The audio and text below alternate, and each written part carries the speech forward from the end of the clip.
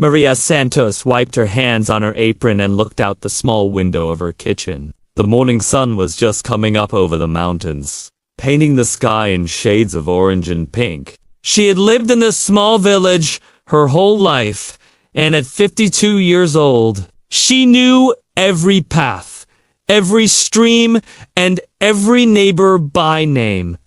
Her life was simple. She woke up early, fed her chickens, tended her small vegetable garden, and spent her afternoons helping at the village school where she worked as a cleaning lady. The village of San Pedro was not on any important map. It sat in a valley surrounded by green hills, with about 300 people who mostly worked the land or raised animals. There was one main road that connected them to the bigger town an hour away, and that was their only link to the outside world. Most people here did not have much education. Maria herself had only finished the 6th grade before her father needed her help on the farm, but she had learned many things from life.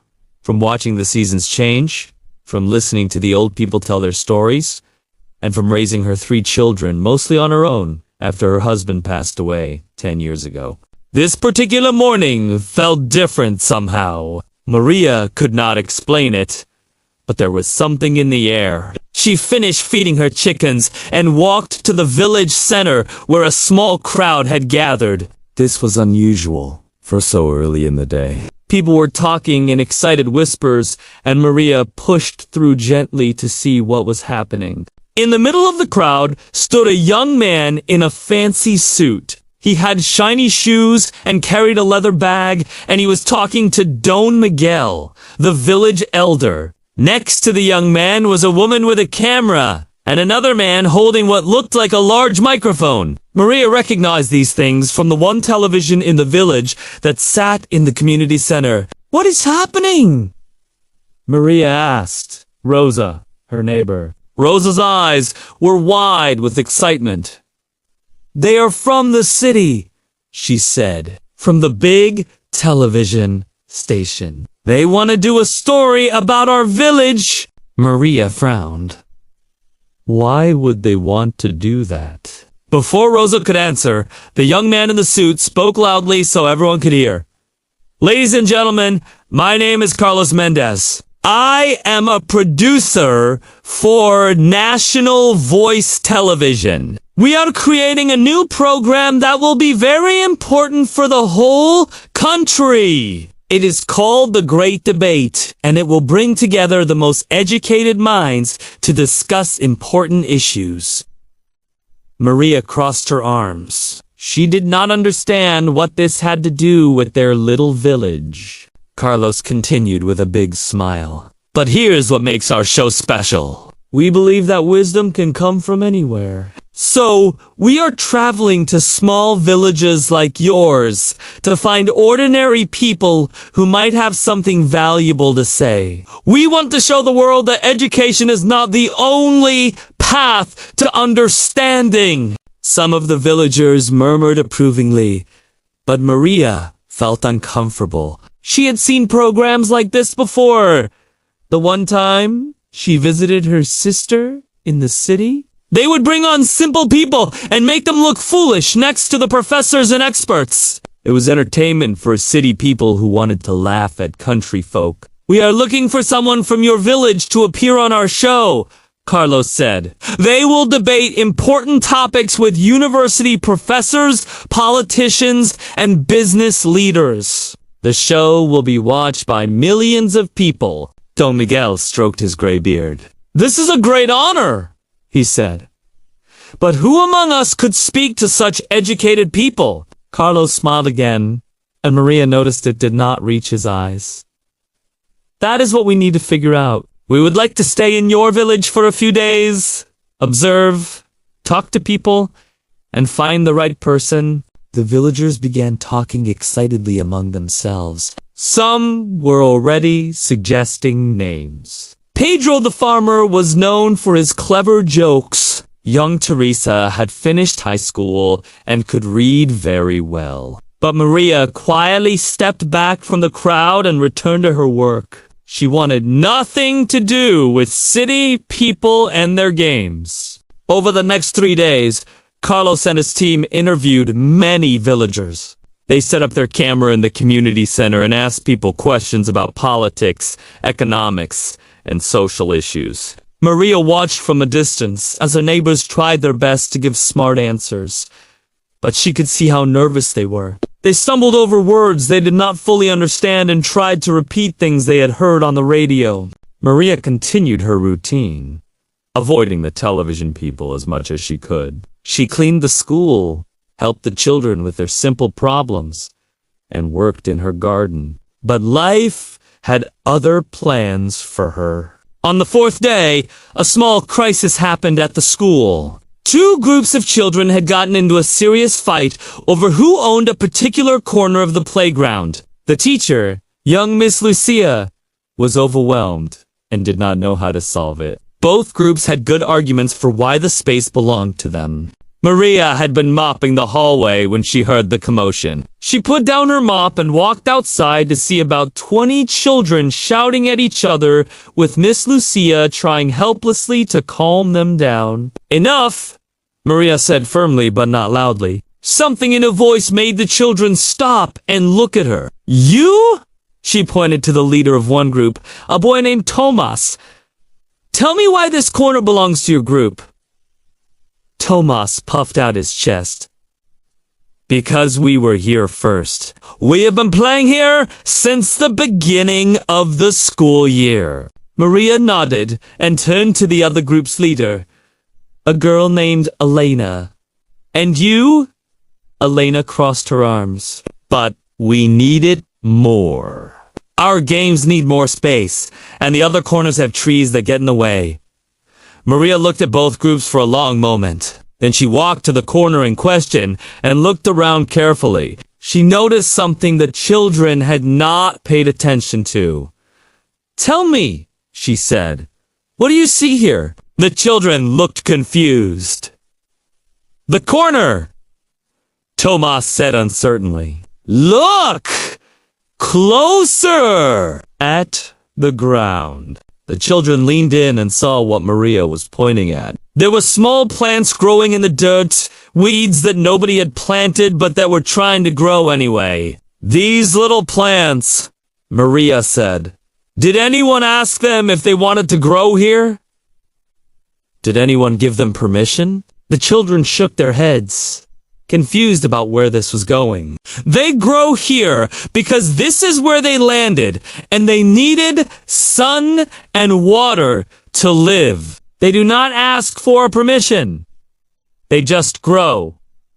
Maria looked at both groups. "This corner does not belong to anyone. It belongs to the school, which belongs to the village, which belongs to all of us. You are fighting over something that was never yours to own."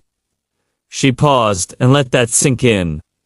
"But you are both right about something. Tomas, your group was here first, and that should mean something. Elena, your group needs more space for your games. Both things are true at the same time." The children were listening now. Really listening. "So, here's what I think," Maria continued. "Why not share this corner on different days? Monday, Wednesday, and Friday for one group, Tuesday and Thursday for the other, and on weekends, whoever gets here first. But that is 5 days, and there are only 2 of us," Elena said. "One group gets more days."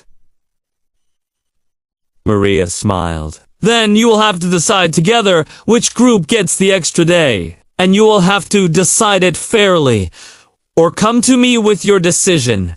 The children looked at each other. After some whispering, they agreed that they would switch who got the extra day each week. The problem was solved, and they went back to playing, this time together. Maria did not notice that Carlos and his camera operator had been watching the whole thing. They had been walking by the school and stopped when they saw the commotion. Carlos had gestured to his cameraman to start recording, and they had captured everything. That evening, Carlos knocked on Maria's door. She opened it suspiciously, keeping one hand on the doorframe as if ready to close it at any moment. "Señora Santos," Carlos said, his smile different now, seeming more genuine.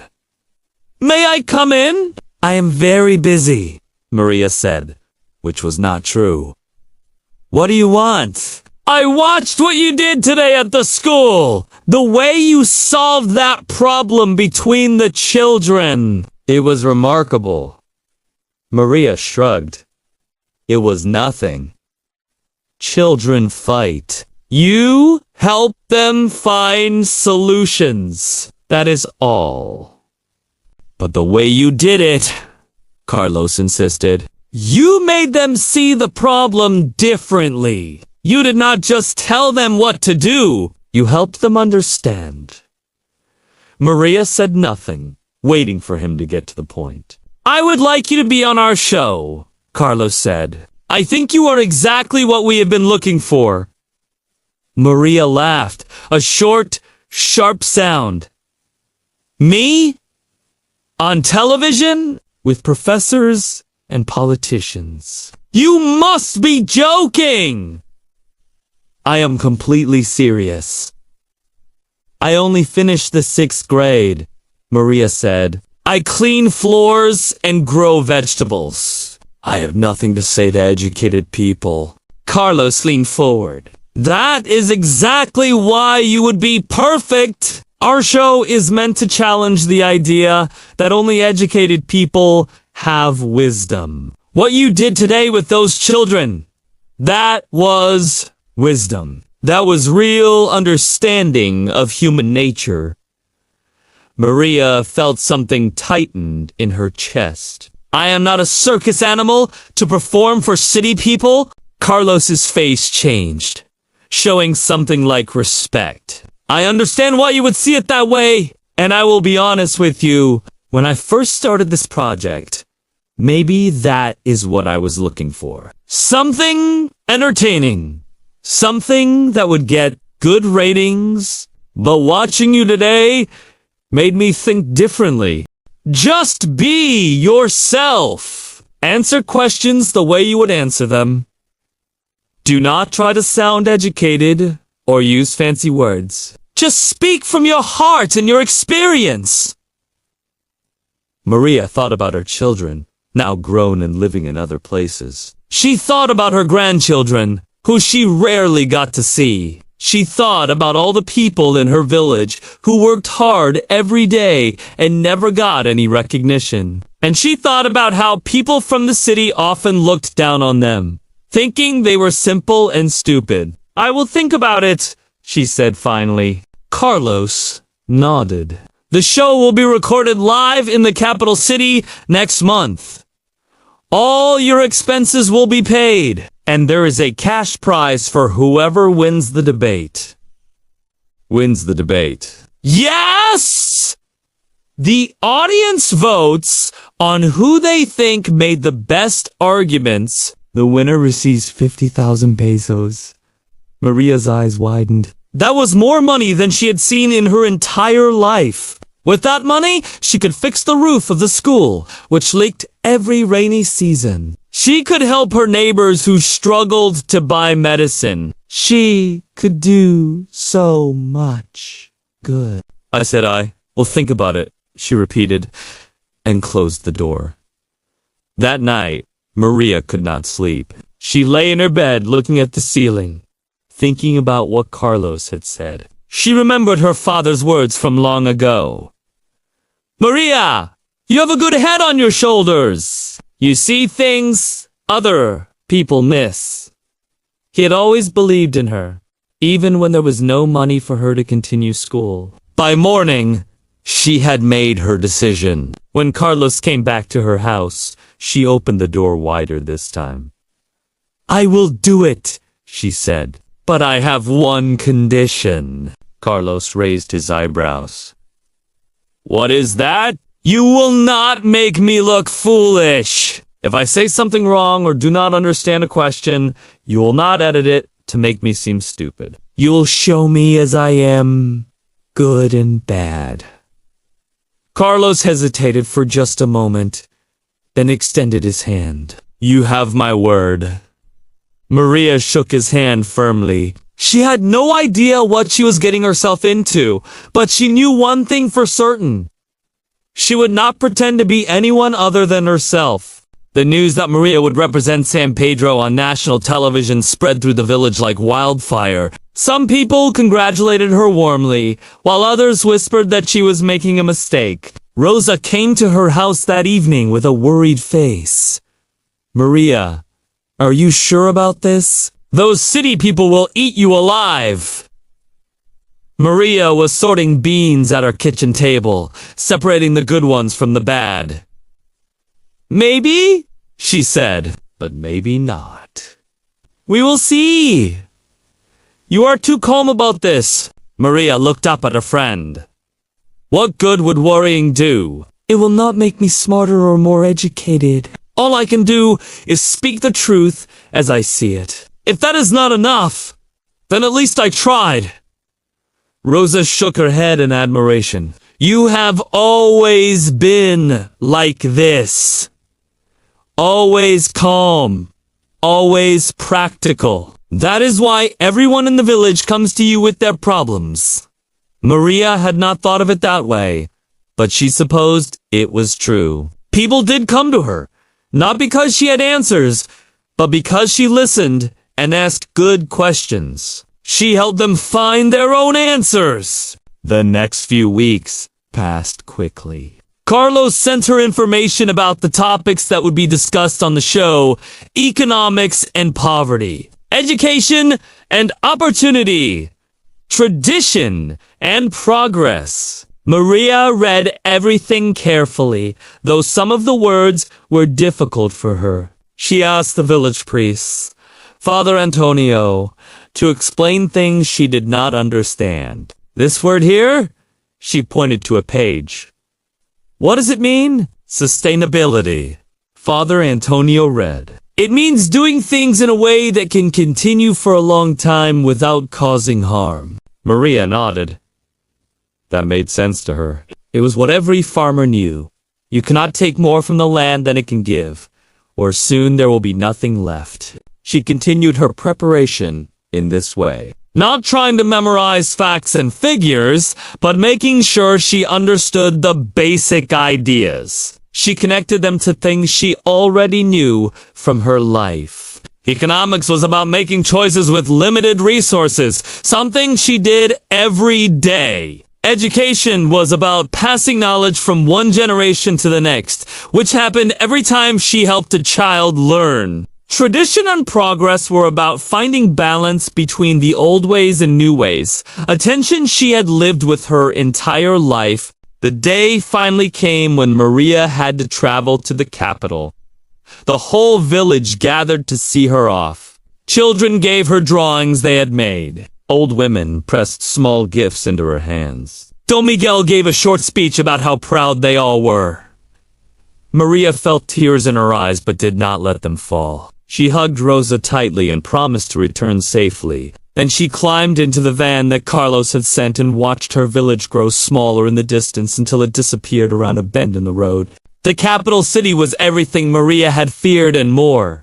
The buildings were so tall she could not see the sky properly. The streets were full of cars and people rushing everywhere, and the noise never stopped. Carlos had arranged for her to stay in a nice hotel, but Maria could not sleep. The bed was too soft, the room too quiet, and the air smelled wrong. She missed her chickens, her garden, the familiar sounds of her village waking up in the morning. She missed knowing everyone she passed on the street, and the way neighbors would stop to chat about nothing important. Here, people walked past each other without even looking up. The night before the show, Maria sat by the window of her hotel room, looking out at the lights of the city. She thought about what she was doing here. A simple cleaning lady from a forgotten village, about to debate with people who had spent their whole lives studying and thinking about important issues. For the first time, she felt truly afraid. Not of the cameras or the audience, but of failing, of letting down her village, her family, her father's memory, of proving everyone right who said she did not belong here. She closed her eyes and took a deep breath. Then she remembered something her grandmother used to say. The moon does not care that dogs bark at it. It just keeps shining. Maria opened her eyes and looked up at the sky. Between the tall buildings, she could see a small patch of stars. The same stars that shone over San Pedro. They did not care about her fears. They just kept burning, as they had for millions of years. She went to bed and finally slept. The television studio was even more overwhelming than Maria had expected. Bright lights hung from every direction, cables covered the floor like snakes, and people with headsets rushed around shouting instructions. Someone had put makeup on Maria's face, which she found uncomfortable, and given her a new dress to wear, which she thought was too fancy. She sat in a small room backstage, waiting for her turn. Through a monitor on the wall, she could see the main stage where the show was being recorded. The host, a man named Ricardo Torres, was famous throughout the country. He had a sharp tongue and a reputation for making guests look foolish. Today's other participants were already seated. There was Professor Helena Gutierrez, a famous economist from the National University. She had written many books and advised the government on financial matters. Next to her sat Senator Roberto Vargas, a powerful politician who was known for his strong opinions. And finally, there was Dr. Fernando Cruz, a social scientist who had studied poverty and inequality for 20 years. Maria watched them on the monitor. They looked comfortable under the lights, trading clever remarks and laughing at inside jokes. They all knew each other, she realized. They had probably appeared on television together many times before. A young woman with a headset came to get Maria. You are on in 5 minutes, she said. Are you ready? Maria stood up and smoothed her dress. As ready as I will ever be! She walked down a hallway and through a door, and suddenly she was on the stage. The lights were blinding at first, and she had to stop for a moment to let her eyes adjust. The audience, about 200 people, stared at her with curious expressions. Some were whispering to each other, probably wondering who this plain-looking woman was. And here is our special guest, Ricardo Torres announced, gesturing to an empty chair. Maria Santos from the village of San Pedro. Please, sit down. Maria walked to her seat, very aware of every step she took. She sat down and folded her hands in her lap, trying not to look as nervous as she felt. Welcome to the great debate, Maria, Ricardo said with a smile that seemed practiced. Before we begin, tell us a little about yourself. Maria cleared her throat. There is not much to tell. I am 52 years old. I live in a small village in the mountains. I have 3 children and 5 grandchildren. I work at the village school as a cleaning lady. There was a murmur from the audience. Maria could not tell if it was friendly or mocking. A cleaning lady, Ricardo repeated, glancing at the other guests with a knowing look. Well, today we will see what wisdom can come from the most unexpected places. Our topic for discussion is the economy and how to reduce poverty in our country. Let us begin with Professor Gutierrez. The professor launched into a detailed explanation of economic theories, using words like fiscal policy, monetary intervention, and gross domestic product. Maria listened carefully, trying to understand, but much of it sounded like a foreign language. Senator Vargas went next, talking about his political party's plans for creating jobs and reducing taxes. He spoke with great confidence, using big gestures and raising his voice for emphasis. Dr. Cruz followed with a more academic analysis, citing studies and statistics about poverty rates in different regions of the country. Finally, Ricardo turned to Maria. The other guests were smiling slightly, as if waiting to see what amusing thing the simple village woman would say. Maria, you have heard what our experts think. What is your perspective on poverty and the economy? Maria took a deep breath. I do not know about all these theories and studies, she said. I only know what I see in my village. And what do you see? Ricardo asked. I see people who work very hard every day but still do not have enough. Farmers who grow food but cannot afford to eat well. Parents who want their children to go to school but cannot buy books or uniforms. Old people who are sick but cannot afford medicine. The audience was quiet now, listening. I hear all this talk about policies and programs, Maria continued. But in my village, these things rarely reach us. The programs exist on paper, but the people who run them, they take much of the money before it gets to us. We fill out forms and wait for help that never comes.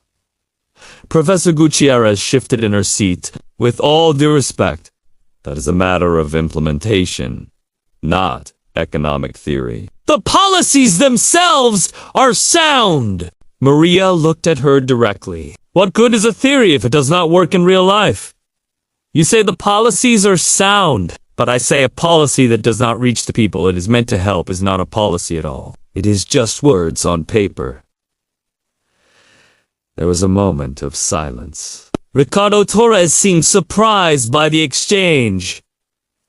Senator Vargas jumped in. The problem is corruption, which is why we need to elect the right leaders. Our party has a plan to reform the government and ensure that resources reach the people. Maria turned to him. Senator, I have heard many plans from many politicians over the years. They come to our village during elections, making promises. Then they disappear until the next election. The roads stay broken. The clinic stays empty. The school still leaks when it rains. Senator Vargas's face reddened slightly. Surely you cannot blame all politicians for the failures of some. I am not blaming anyone, Maria said calmly. I am just saying what I have seen with my own eyes. You asked for my perspective. This is my perspective. Dr. Cruz leaned forward. But Maria, without proper studies and data, how can we know what solutions will actually work? Your personal observations, while valid, are limited in scope. Maria considered this for a moment. You are right. I only know my village and a few places nearby. I do not know statistics or data. But tell me, doctor, how often do you come to places like my village to do your studies? Dr. Cruz hesitated. Well, we rely on surveys and sampling methods. So you send people to ask questions, write down numbers, and then go back to the city to analyze them. Have you ever stayed in a village for a month? Living as the people there live, eating what they eat, working as they work? That is not how research is conducted.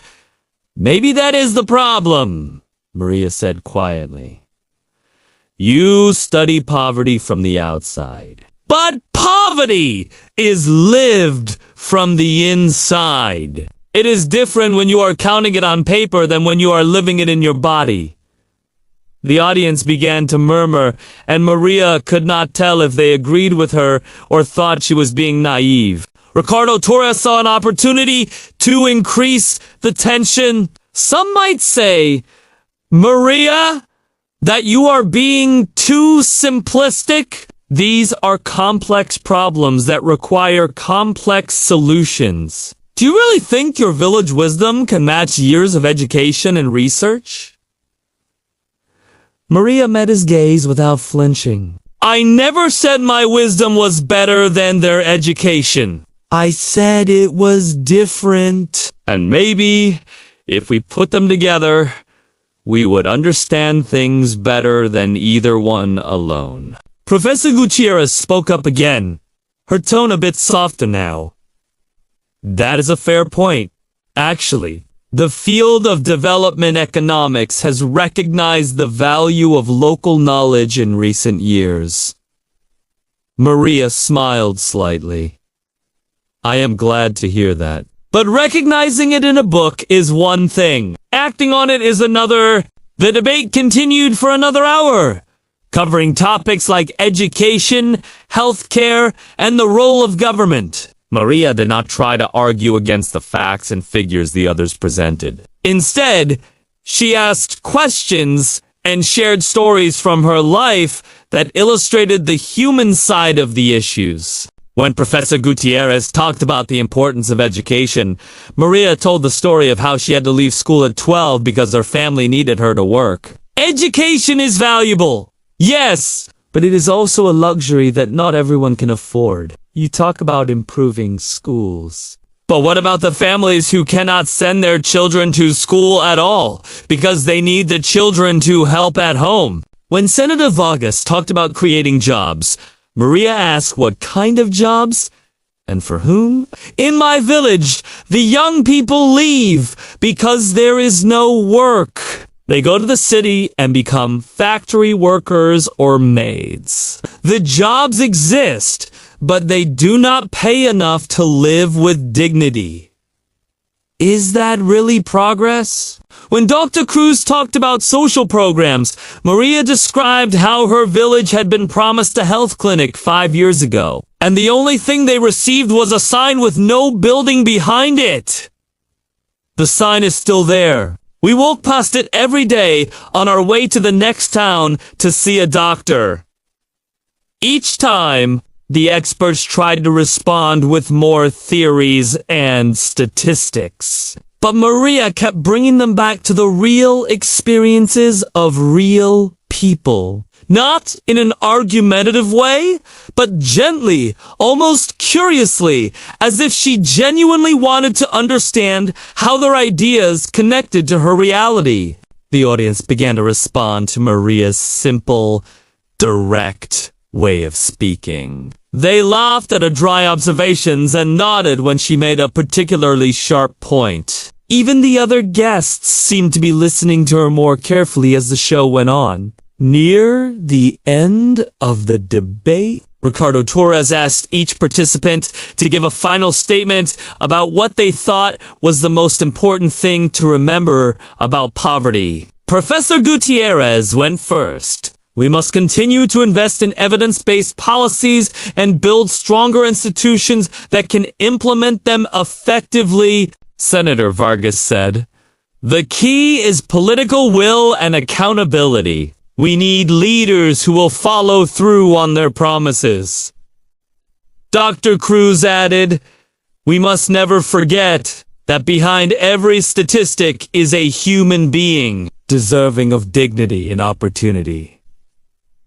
Then it was Maria's turn. She sat quietly for a moment, gathering her thoughts. I think, she said slowly, that the most important thing is to remember that people are not problems to be solved. They are people.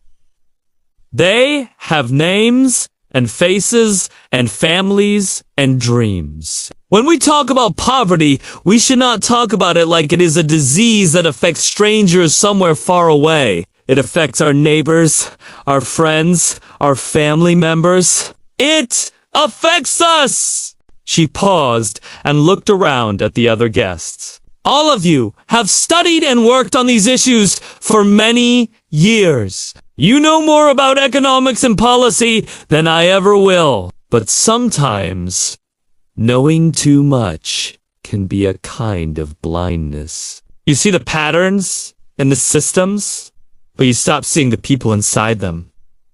The audience was completely silent. In my village, we have a saying.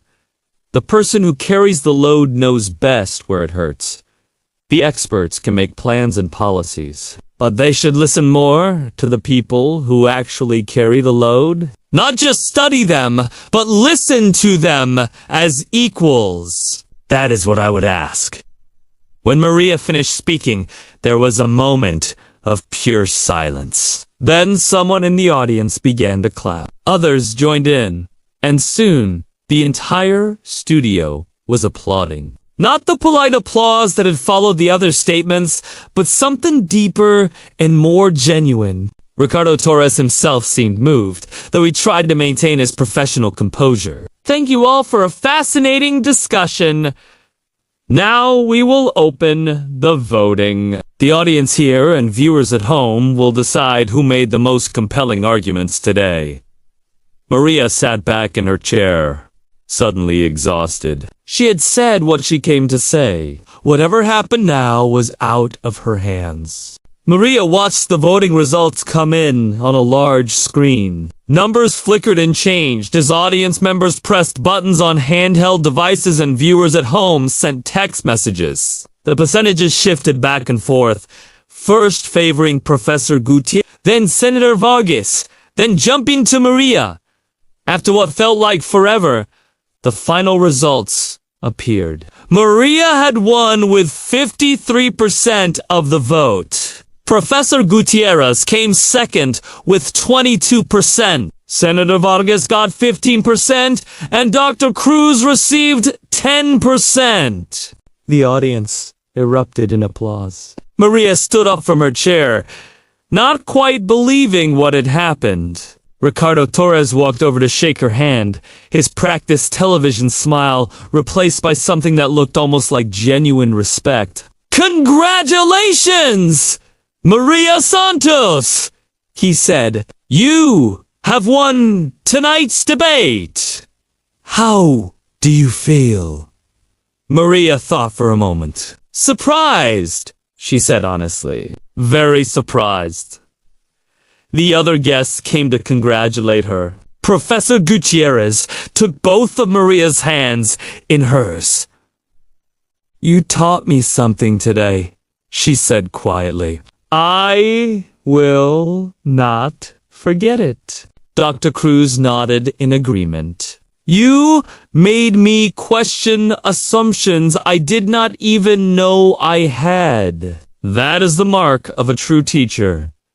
Even Senator Vargas, despite looking unhappy about losing, managed to offer a stiff handshake. You are a skilled speaker, he said, which Maria understood was the closest thing to a compliment he could give. After the recording ended, Carlos rushed over with a huge smile on his face.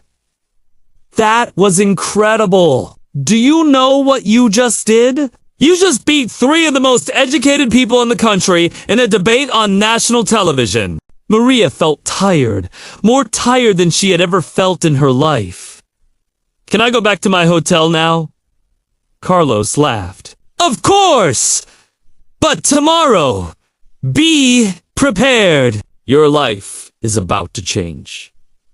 Maria did not understand what he meant until the next morning. When she came down to the hotel lobby, she found it crowded with reporters and cameras. They pushed toward her, shouting questions, flashing lights in her face. Maria, how does it feel to win? What will you do with the prize money? Are you going to enter politics? What message do you have for the people? Maria froze, overwhelmed by the noise and the crowd. A hotel security guard had to help her get back to the elevator and escape to her room. Carlos came to see her an hour later. I am sorry about that. I should have warned you. You are famous now. Everyone in the country watched the show last night, and everyone is talking about the cleaning lady who outsmarted the experts. I did not outsmart anyone, Maria said. I just spoke the truth. Well, whatever you call it, people loved it. Look at this. Carlos showed her a tablet screen with article after article about her. Social media was flooded with posts praising her wisdom and authenticity. Politicians were making statements about her. She was being called the voice of the common people. Maria shook her head slowly. I am not the voice of anything. I am just Maria. Over the next few days, the attention only grew. Maria gave several interviews, always trying to be honest and direct. She talked about her village, about the problems they faced, about the things she had learned from a life of hard work and observation. Some reporters tried to twist her words or make her say controversial things, but she stayed calm and refused to be manipulated. The prize money arrived in her bank account, which she had to open since she had never had one before. 50,000 pesos! More than she could imagine! She knew exactly what she was going to do with it. When she finally returned to San Pedro, the entire village was waiting for her. They had set up a welcoming arch made of flowers and hung banners with her name. Children ran out to meet the van, jumping and cheering. Maria stepped out, 2 hugs and tears and laughter. Our Maria! Rosa cried, embracing her. You made us so proud! Don Miguel made a speech about how Maria represented the best of their village, the wisdom of simple people who understand life through living it. Maria was embarrassed by the attention but moved by the genuine love she felt from her neighbors. That evening, after the celebration had quieted down, Maria sat in her kitchen with Rosa and a few other close friends. She told them about the city, about the television studio, about the fear she had felt, and how she had overcome it. But what will you do now? Rosa asked. You are famous. You could do anything. Maria smiled and looked around her small kitchen. I will do what I have always done. I will tend my garden. I will feed my chickens. I will help at the school. This is my life, and I do not want another one.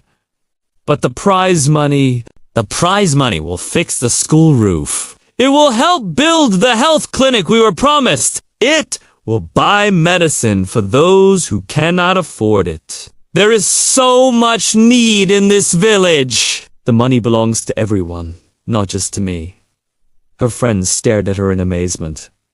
Rosa's eyes filled with tears. You would give it all away? I would use it for its proper purpose, Maria corrected. Money is like water. If you try to hold it, it slips through your fingers. But if you channel it in the right direction, it can make things grow. The next few months were busy for Maria.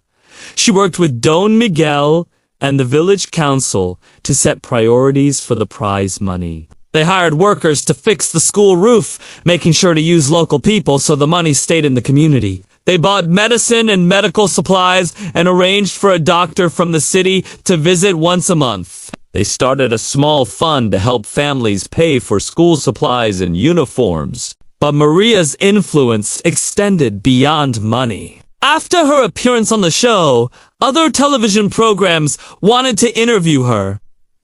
Newspapers and magazines wrote stories about her. She was invited to speak at universities and conferences, which she did reluctantly, always feeling uncomfortable away from her village. In these talks, she shared what she called her simple philosophy. Listen more than you speak. Watch before you act. Remember that everyone you meet knows something you do not know. Be humble in your certainty and certain in your humility. Audiences loved her. Students would line up after her talks to ask questions or simply to shake her hand. Professors who had spent their lives studying complex theories found themselves nodding along to her straightforward observations. One day, Maria received a letter from the Ministry of Social Development. They wanted to create a new program for reducing poverty in rural areas, and they wanted her input. Would she be willing to serve on an advisory council? Maria brought the letter to Don Miguel. What should I do? Don Miguel read it carefully. This is a great opportunity. Maria, you could help many villages, not just ours. But I am not qualified. I do not know how to serve on councils or write reports. You know how to speak the truth. You know how to see what others miss. That is exactly what they need. After much thought, Maria agreed to join the council. She traveled to the capital once a month for meetings, always returning to her village as soon as possible. On the council, she found herself surrounded by bureaucrats and experts who spoke in complicated language and created endless documents. At first, they did not take her seriously. They would talk over her, ignore her suggestions, and dismiss her concerns with polite smiles.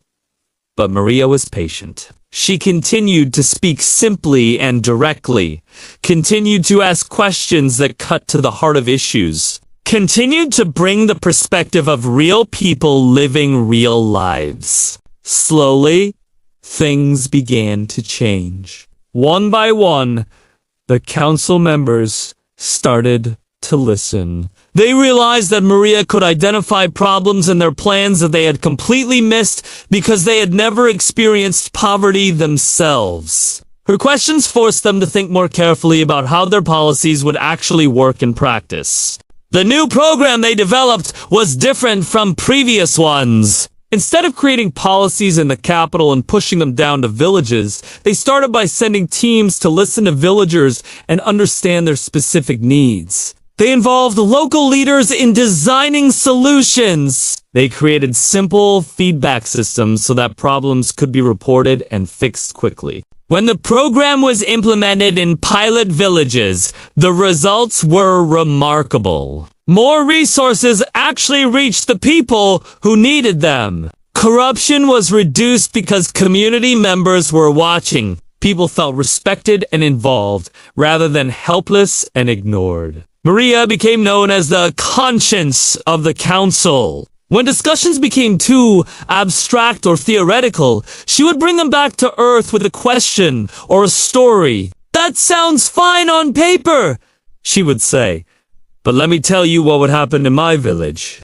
3 years after her television appearance, Maria was invited back to the Great Debate for a special anniversary episode. This time, she was not an unknown village woman. She was a recognized figure in the national conversation about poverty and development. The other guests treated her as an equal, even though some of them had more advanced degrees than she could count. Professor Gutierrez was there again, and smiled warmly when she saw Maria. "My students study your speeches now?" she said. "You have become part of the curriculum." Maria laughed. "A cleaning lady in university textbooks? My grandmother would not believe it." The debate was more of a discussion this time. With all participants sharing ideas respectfully, Maria noticed how much had changed. The experts now talked about listening to communities and respecting local knowledge. They cited her earlier words about people not being problems to be solved. Near the end of the show, Ricardo Torres asked Maria to reflect on her journey. "When I first came to this show," Maria said, "I was terrified. I thought I did not belong here among all these educated people. I thought my simple way of seeing things could not possibly compare to their complex knowledge." She paused, looking around at the audience, at the cameras, at the other guests. "But I learned something important. There is no one right way to understand the world. The professor who studies economics sees one truth. The politician who makes laws sees another. The farmer who works the land sees a third, and the mother who raises children sees yet another. All of these truths are partial. All of them are necessary. So what is wisdom? Ricardo asked. Wisdom, Maria said slowly, is knowing that you do not know everything. It is being willing to listen to people who see things differently. It is understanding that a good question is often more valuable than a clever answer. She smiled. And it is remembering that no matter how high you climb, you should never forget where you started. After the show, Maria returned to her village one last time in our story, though of course her life continued for many years after. She walked through the streets she had walked for 5 decades, past the school with its new roof, past the clinic that was finally being built. Past the homes of neighbors she had known her whole life. Rosa met her at her door with fresh bread and strong coffee. They sat in Maria's little kitchen as they had 1,000 times before. You have done so much, Maria. You have changed so many things. Maria shook her head. I have not changed anything. I just spoke, and people listened. They did the changing themselves. Still, it all started with you. Maria looked out the window at her garden, where beans and tomatoes and peppers grew in neat rows. A hen pecked at the ground nearby, followed by a line of fluffy chicks. It started with my father, she said, who told me I had a good head on my shoulders. It started with my grandmother, who taught me to listen before speaking. It started with this village, which showed me what real life looks like. I am just the messenger. The message comes from everyone who lived before me and everyone who lives beside me. Rosa smiled and reached across the table to take her hand. You are too humble, Maria.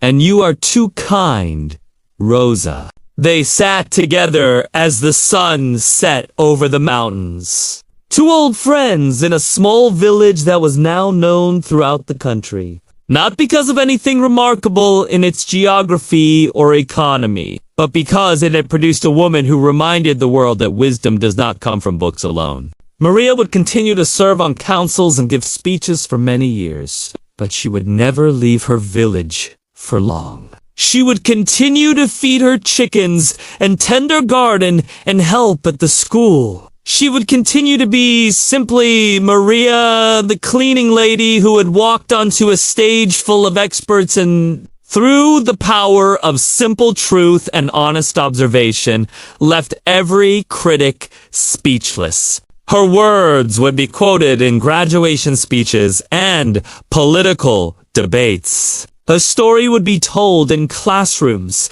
and living rooms across the country. But she would always say that her story was not special. Everyone has a story, she would remind people. Everyone has wisdom. The only difference is whether anyone is willing to listen. And perhaps that was her greatest lesson of all. That in a world full of noise and credentials and complex systems, sometimes the most powerful thing is the simplest. One person speaking the truth, and others finally choosing to hear it. Maria Santos, the cleaning lady from San Pedro, had not set out to change anything. She had only answered questions the way she would answer them at home, with honesty and directness and a lifetime of hard-earned understanding. And in doing so, she had reminded an entire nation of something they had forgotten. That the voice of ordinary people matters. That simple logic can cut through the most tangled arguments, and that wisdom lives not in libraries or governments, but in the hearts and minds of those who pay attention to life as it truly is.